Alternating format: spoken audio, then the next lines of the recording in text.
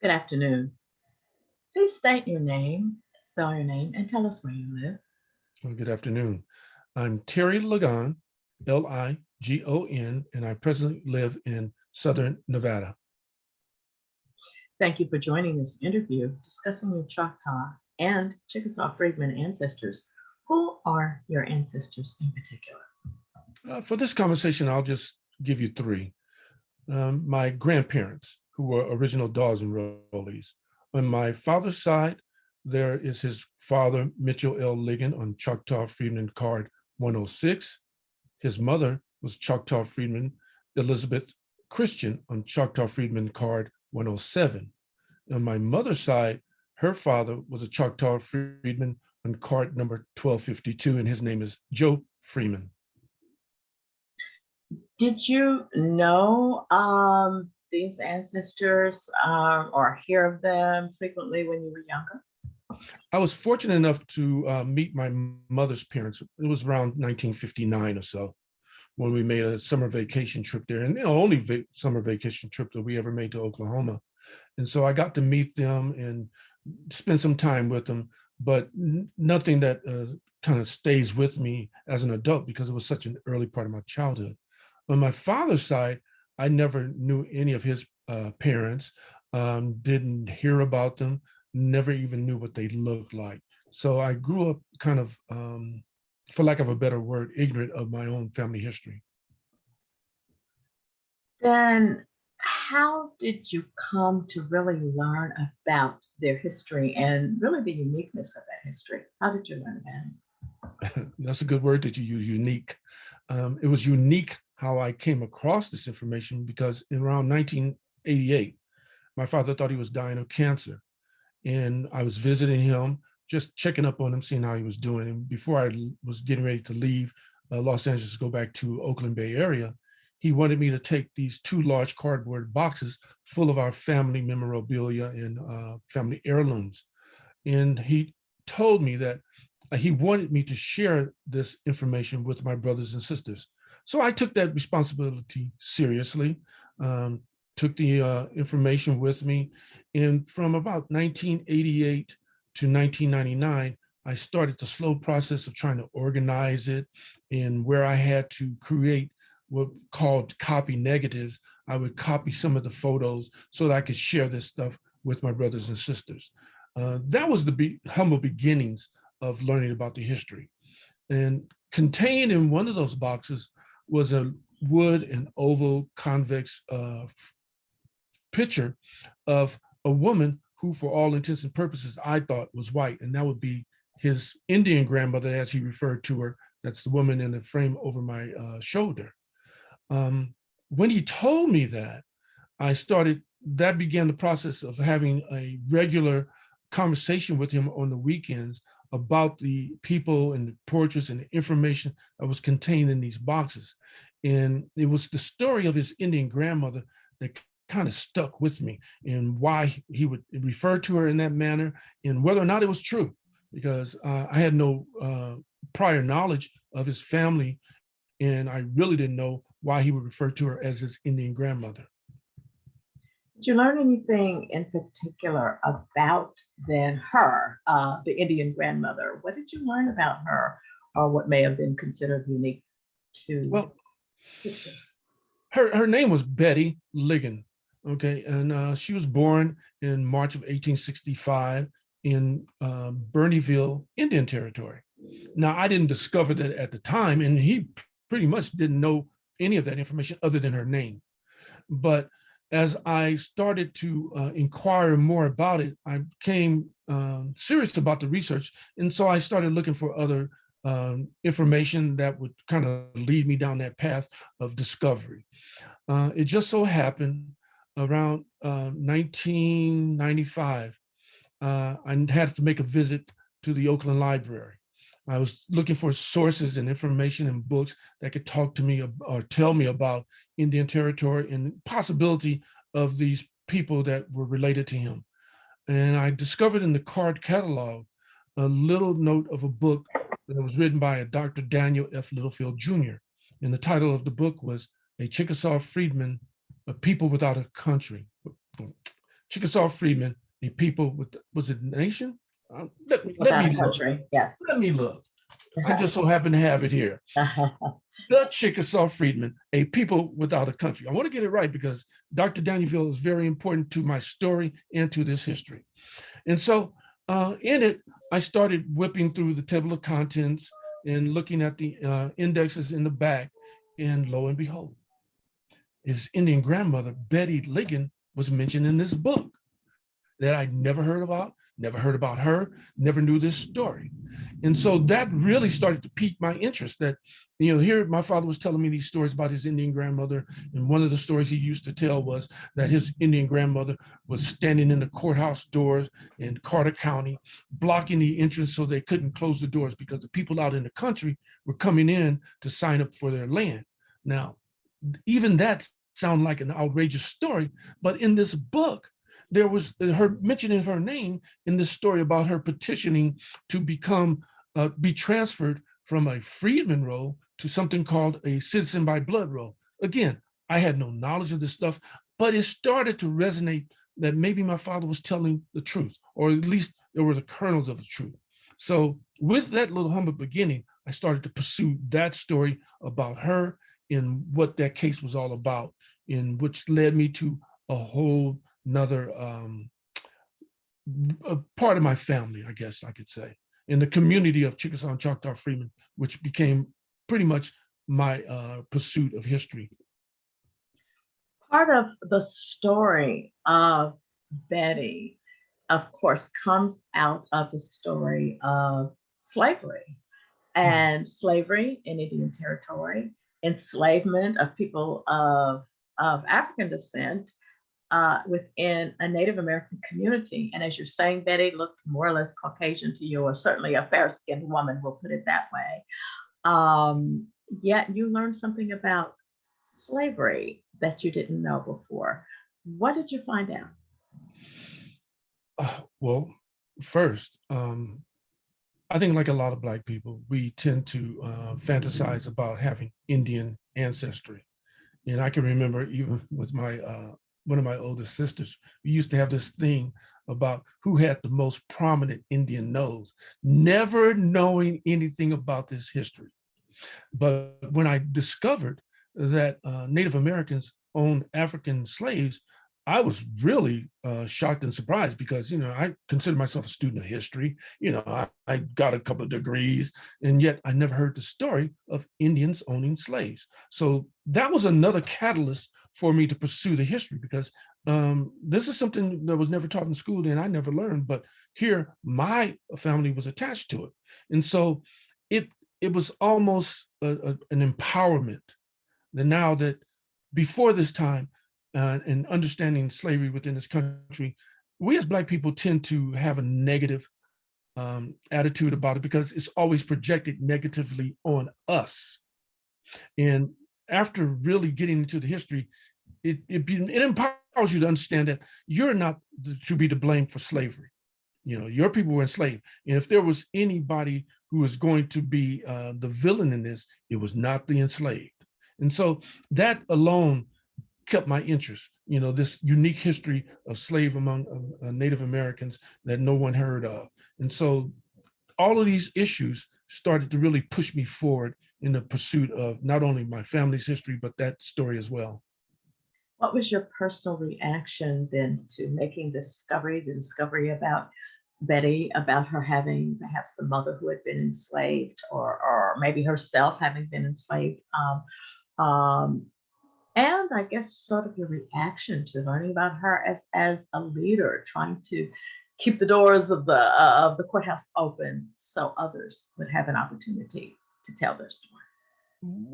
I guess one of the things is in pursuing it, because I didn't know these people, I wanted to learn more about them as individuals. And the fact that she was in a history book, mentioned in it, in possible records associated with her, I wanted to find that information so I could, I guess, hear her voice and how what type of individual was this to become a lead litigant in a lawsuit that wound its way all the way to the Supreme Court. She had to be or have special qualities about her that they chose her for a a specific reason. And so that's part of the reason and purpose that I had to pursue this story.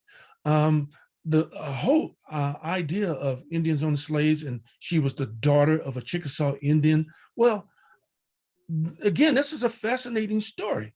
I mean, and my family had a part in it. And it behooved me, in order to tell my brothers and sisters this story, that I had to learn it. And so I kind of just delved into it. And one thing led to another. I really, I had no idea how to conduct genealogical research. I had no idea how to conduct historical research. So I had to look for people who could give me advice and help me out with this. Because at the time, there was no Facebook, there was no Twitter. And the only thing that was happening were these little chat rooms over the internet that you could access with your little 425 megabyte computer. And so the struggle was real. You know, going to libraries, trying to find information in the census, that was difficult because I didn't have that training. So I was fortunate enough to run into some people who could actually help me. And I think the first person who really helped direct me was Electra Kimball Price. She was one of the founding members of the African American Genealogical Society of Northern California. She lived just a block up from my house. And so I would walk up there and have discussions with her, and she slowly began to whip me into shape so that I could really pursue this history, because she had no knowledge of it as well. But it was coming upon me to take what she has given me and apply it to the research process. Wow. Well, I'm curious, did others in your family know much about this history at all? I don't ever recall anyone in the house speaking of this history.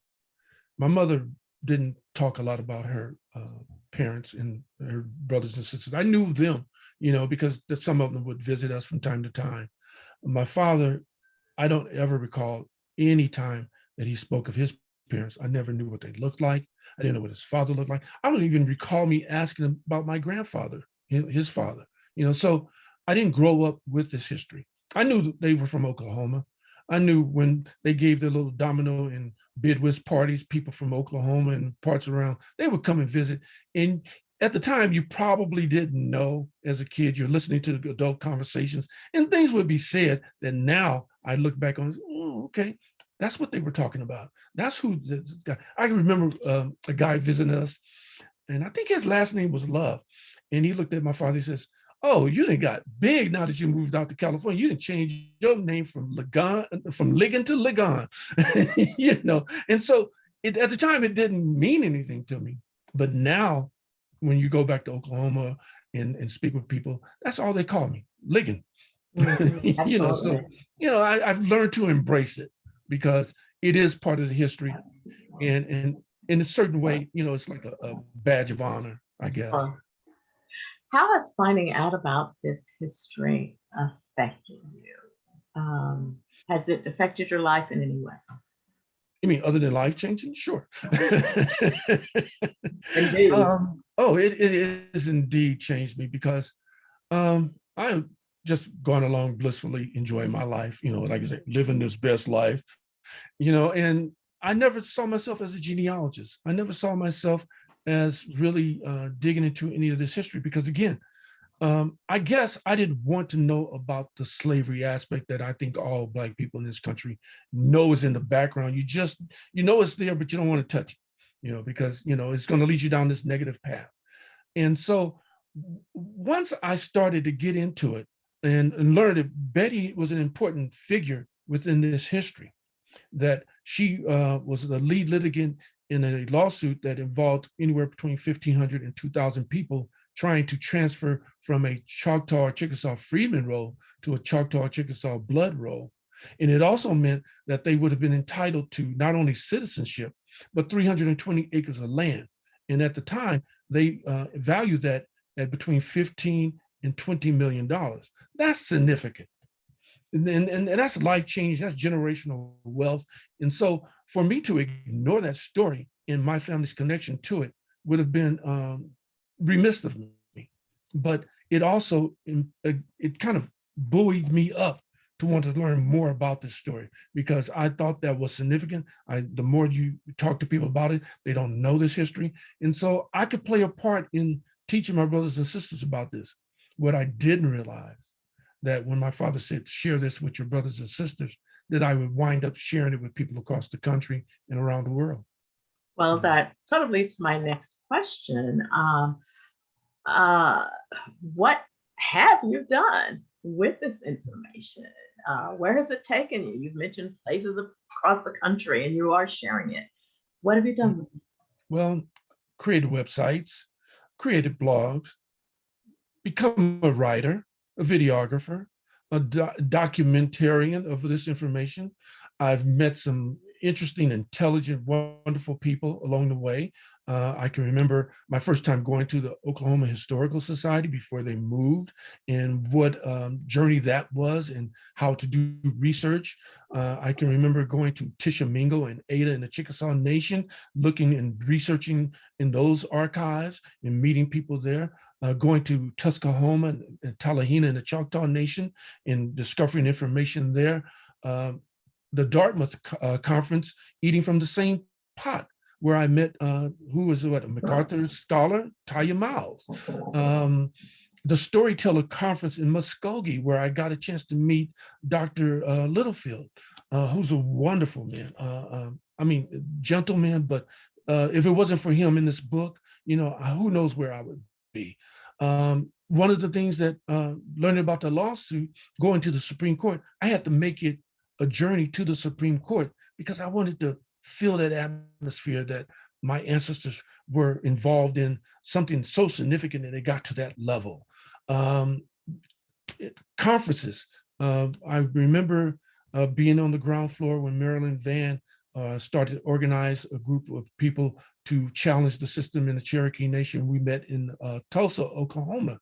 I think it was around 2000, 2001. I spoke at some of her conferences. Fort Smith, where the original 1866 treaty was signed. You know, I had a chance to visit that. Who knew I would be to these places? You know, I used to do a yearly thing with the Sacramento LDS Church, and when they had Black History Month, and I would give presentations there.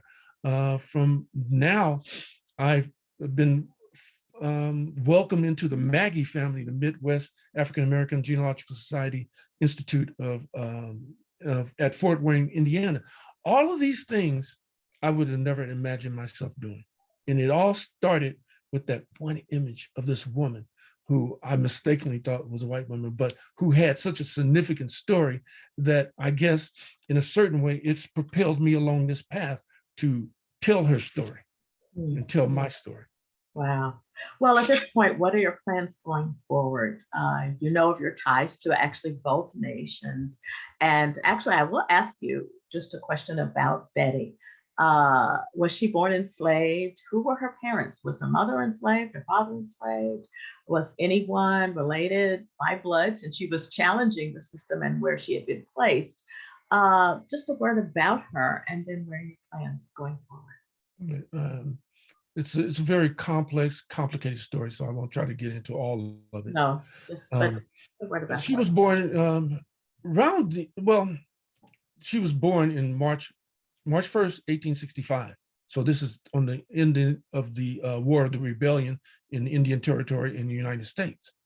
Her father was a Chickasaw Indian named Robert Howard Love, and he was a recognized citizen. And there is affidavit in the application, 1896 applications for citizenship in the Chickasaw Nation, where he is mentioned in that. And her mother gives and provides the statement, and a significant individual named Simon Love, who was considered the personal assistant or personal servant, the personal servant of her father, Robert Howard Love. So there were documents that helped me kind of discover who she was. But again, I still hadn't really found her voice. Again, that case was filed originally in April of 1907. So we are past the 100 and some odd years since that case was filed. In fact, was it this month or last month was the 110th anniversary of the case going to the Supreme Court. And unfortunately, the case was dismissed because their lawyer, Webster Ballinger, failed to file a brief. And then you have to file a brief in order for you to argue any case before the Supreme Court. So the question arises, why did he do this? Was he bought off? But I was later able to locate a newspaper article where his explanation for failing to file the brief was because he changed his mind on his legal theory that anyone of lineal descent was entitled to citizenship. But that's another long story, and I don't think right now we should get into it. But it's one of those things I learned along the way. What are your plans going forward, knowing of your ties to the nations? Ooh, that's a very interesting Well, question. in general. I know a lot of people. Well, I know a lot of people because of that case alone. People think, well, geez, should we get citizenship because we are part Indian? And I think there's some merit to that question. There's some merit to the idea that I recalled an attorney telling me this legal theory called continuing wrong. And it seems to be apropos that here we have a continuing wrong about displacing, omitting people who have a right to be citizens of that nation. And yet they are not recognized. They're not even considered as part of the history. So that's my obligation. That's my responsibility to tell that story so that if not ever, if they never get to be citizens, at least their story is being told. Bettie's story has to be told. So I have to write about her. I have to write that story in Equity Case 7071 because there are descendants of 1,500 to 2,000 people who deserve to have their story told. I continue to write my blog. I continue to create videos. I'm working now with a group, Choctaw Chickasaw Freedmen Association, and what their mission is to get this information out to other people. So we're recognized that we have a history that deserves to be told and recognized. I hope to continue presenting, and I definitely will continue to teach at Maggie because I think there's nowhere else that you can have the kind of education and historical education and pursue these questions, especially about our particular unique history of Chickasaw and Choctaw Freedmen. Oh, that's very correct. Is there anything else you would like to add in conclusion or want people to know about you, your story, or your ancestor, or anything else finally to add? Well, I think one thing about me is that I won't quit with this research. I hope to inspire others to do their research. I think even now, one of the things that I think is important, and I think is important for Black people, we should all start doing genealogical historical research. We should not be shy of that enslaved history because it is not for us to be ashamed of. But in that history, we can find stories of people who were resolute, they were strong, they were fighters. The story of the Chickasaw and Choctaw Freedmen is such that since they were emancipated, they had to fight for educational benefits for their children. They had to fight for citizenship. They had to fight just to get through Jim Crow in Oklahoma, and they had to fight just to be recognized as human beings. And I think it's our responsibility as Freedmen descendants to continue their fight, and that's what I'm doing. Where it takes me, who knows? I think, but the most important thing is I have to get this story down because I see too many people claiming to have a connection to this history, and yet they seem to be apologists. You don't have to apologize for this history. It is what it is. It's factual, it's documented, and you can prove everything you say. So don't apologize. Wow. Well, I think we'll certainly leave with that. And I do want to thank you for taking some time to share your story with us. And I do also want to point out that this particular presentation, this oral history interview, is a part of the Descendant Oral History Project. You can learn more about the project at CCFA Now. This is sponsored by the Choctaw Chickasaw Freedmen Association. And once again, thank you, Terry Ligon, for joining us. And the best is yet to come. Well, I want to thank you, and I hope that we can continue these conversations, because I think there's so much more that we can discuss and kind of dig into the weeds on, because the history is important, and it's better that we put it out there and control our narrative, because the other people are not doing it. That's quite true. Thank you again so much. Thank you.